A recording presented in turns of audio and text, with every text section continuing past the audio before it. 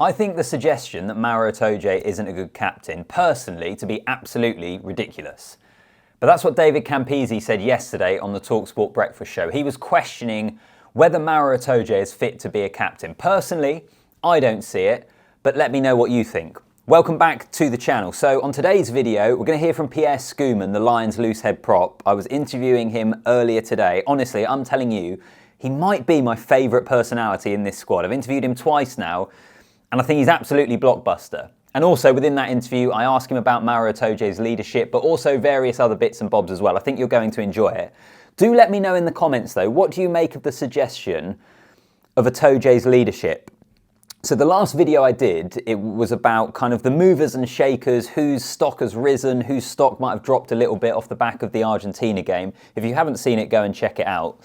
And there was one comment in there that was kind of along the lines of, if I'm going to paraphrase it, is there some unwritten rule that you always have to praise Maro Itoje's performance? They didn't necessarily see what I saw. I thought Itoje was good against Argentina. I think he's such a consistent performer.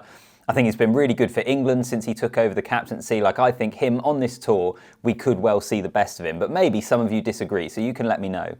So have your say in the comments. Also, if you're enjoying the updates from Australia, then do hit that subscribe button. I would absolutely love it if I earn your subscription. And like the video. The other side of Pierre Schoeman, I'll get into the Itoje captaincy situation. You can have your say, but enjoy Pierre Schoeman. Yeah, I think he's really, really good value.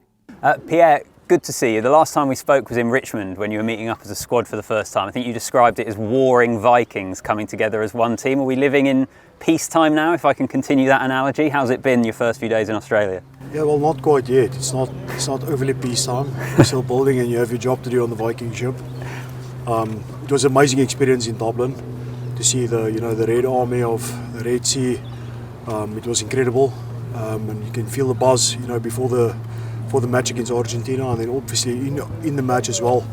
People just really enjoyed it, but that also comes with a massive responsibility, and we're starting to face that responsibility as we train, as we prepare. It's all about how competitive we can be on the pitch, driving each other to be better and pushing for that excellence, going beyond, being ahead of our game, individually and collectively as a team. But also, when we step out of this four lines, it's also about building that key connections and relationships. And I think for us, it's like week 3 now of Lions tour.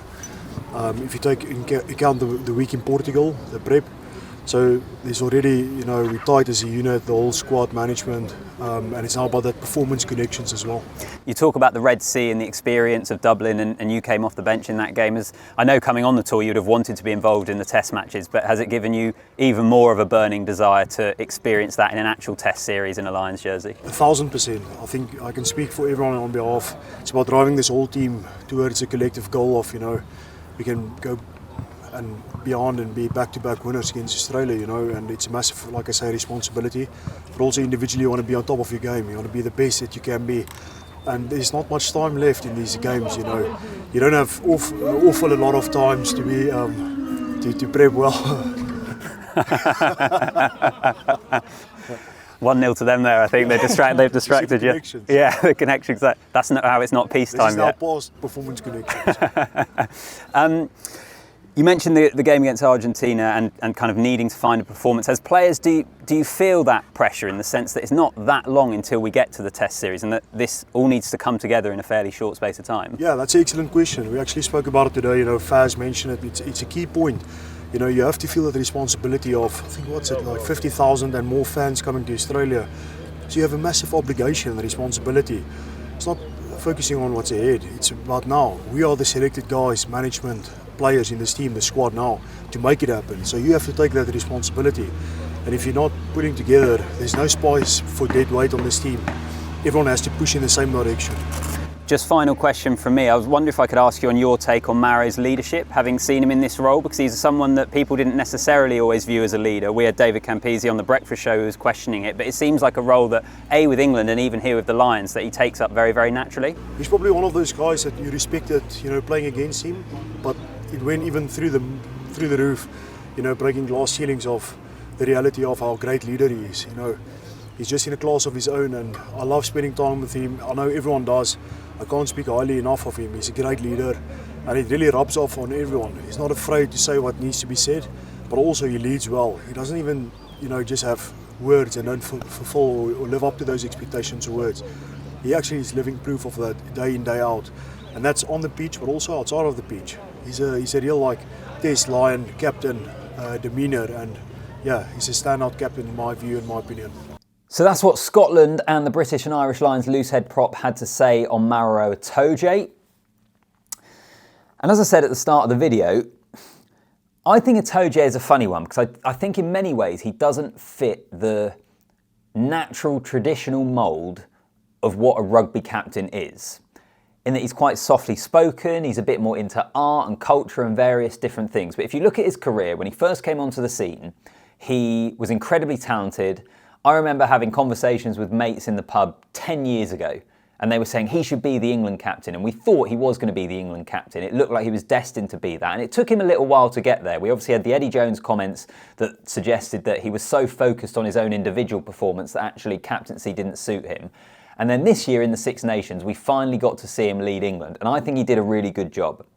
England were much better. Obviously, that's not purely down to who the captain is, but I think Itoje led that team really, really well. I think if you speak to anyone at Saracens, they talk about how he has grown into that leadership role. And I don't think he's going to be the kind of chest-thumping, swearing, expletive-laden pre-match team talk that you might see from other captains, but I think he clearly has a pretty effective style of leadership. Not to mention the simple fact that I think you want your captain to be someone that is absolutely going to be one of the first names on the team sheet.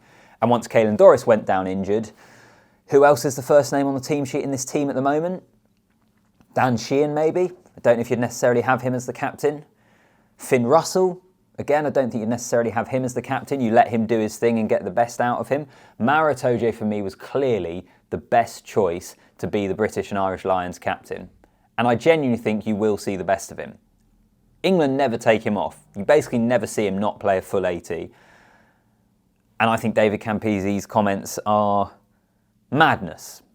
But at the same time, he played the game to the highest level, was an absolutely brilliant player, played it to a level that I could never dream of playing it to. But in my opinion, he's got this one wrong. What do you think? Let me know. So in terms of the rest of the day, or rest of the week, sorry, the Lions name their team tomorrow on Thursday. So depending on when you are watching this, I think they're naming it at around 2 or 3 o'clock in the afternoon here on the west coast of Australia, which is about 7 or 8 a.m. in the UK on Thursday. We're expecting there to be wholesale changes. I still don't know if we're going to see Jamison Gibson-Park or Hugo Keenan though. So the update today, they were kind of pretty cautious. They kept their cards close to their chest, which is fine. They're often going to do that. But if we don't see those guys, I guess at scrum half you've got Mitchell and Thomas Williams, but at fullback, Blair Kinghorn's not there yet. Marcus Smith is a 10 playing at 15. If you don't have Hugo Keenan, I think that does potentially leave the Lions a little bit short at fullback. So whether we see them call someone up or whether we see them give Keenan time to get fit, we'll wait and see. Who would you call up as fullback though? Because that's quite an interesting one, isn't it? I mean, George Furbank, we didn't see enough in the Six Nations. He's had a really tough year with injuries. I feel brutal for him because I think given where he was at the end of last season, had he had a full year here, he'd have had a really good chance of being part of this squad. I don't think it'll be Furbank. Freddie Steward isn't playing that regularly for England. The thing that I think would be in Freddie Steward's favour is how much the Lions struggled under the high ball against Argentina, and we know how good Freddie Steward is in that area. And a guy that I personally had in my Lions squad when we were all speculatively picking them before the squad was announced is Blair Murray. He's not that experienced. I thought he was excellent for Wales. I had him in my team. I think he gives you a different sort of dynamism in the back three as well. So there's just a few ideas. But I suppose the point is it's not absolutely obvious of exactly what route they would go in terms of fullback. So it's certainly one to keep an eye on. We'll know more when the team is announced tomorrow. I think speaking now, and cue all of you in the comments when I'm absolutely totally wrong, I'm not sure we're going to be seeing Gibson-Park and Hugo Keenan in this team. On the one hand, it's early in the tour. On the other hand, it's not that long until they face the Wallabies. Yes, they've got games, but they've got 2 games a week basically for the next kind of 2 or 3 weeks, and then it's the first test. And when you're looking at Gibson-Park, who most of us would have had as a nailed-on starter, when you look at Keenan, who would have been certainly in the mix as well, maybe behind Kinghorn in a lot of people's estimations, those are a few big position shifts possibly for the Lions. So we'll see. We'll see what the team news is. Let me know in the comments Fullback and scrum half, who would you be calling up? And what do you make of Itoje's leadership? For me, I think questioning it at this stage is a little bit ridiculous, but I could well be wrong. Like the video, comment down below, subscribe to the channel. I hope you enjoyed Pierre Schoeman. He's class value, isn't he? I'll see you in the next one.